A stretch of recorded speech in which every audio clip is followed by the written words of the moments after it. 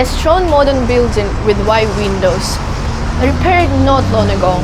This is our gymnasium, number 136. More than 1,000 children come here every day, run along the corridors, and don't think about events these walls remember.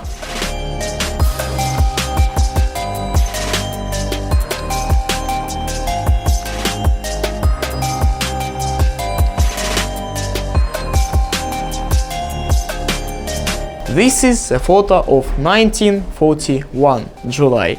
It's the month the military hospital 2814 was created in the school. Here we can see the management staff, doctors, nurses. Young girls of 16 work here. Like all the other staff, they worked with amputees.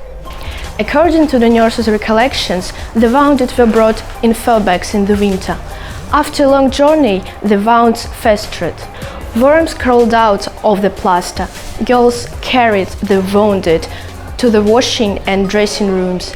It was awkward to wash the soldiers, but there was no time to be shy. Nowadays, this is number 208 classroom. In 1941, it was the operating room. Amputations took place here, and not every nurse could morally endure the daily amputation of arms and legs. The dressing room was also nearby. And the sterile bandage that we can buy at any pharmacy was very luxury at that time. There weren't enough outfits for soldiers. Bandages had to be washed, dried and ironed. The sterilization room was here in the staff room. There were up to 200 wounded. They lay here on the floor, on the benches.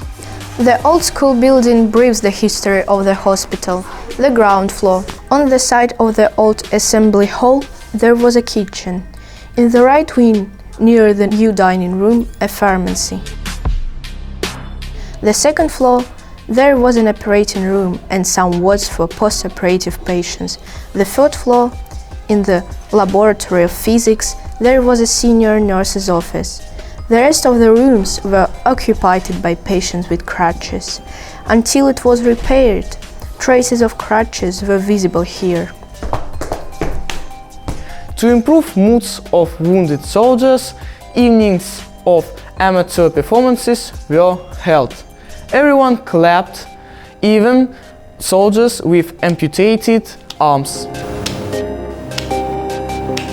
The most difficult time for the hospital was July 1943. Both Gorky automobile plant and the whole district were bombed.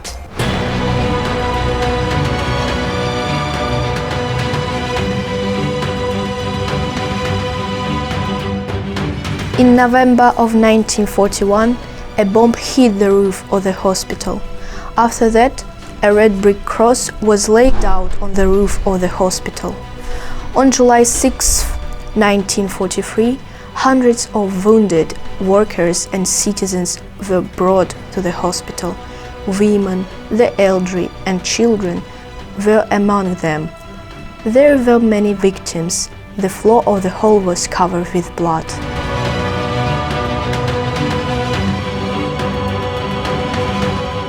In total, during the years of the war, 7,000 wounded were cured in the hospital. Their fates were different. Most of them came back to the front. Some of them got wounded again or killed. Others are listed as missing. Many of them returned to their birthplace after the war. But at that time, here in the hospital, everything was done for them, not to lose the will to live and believe in victory.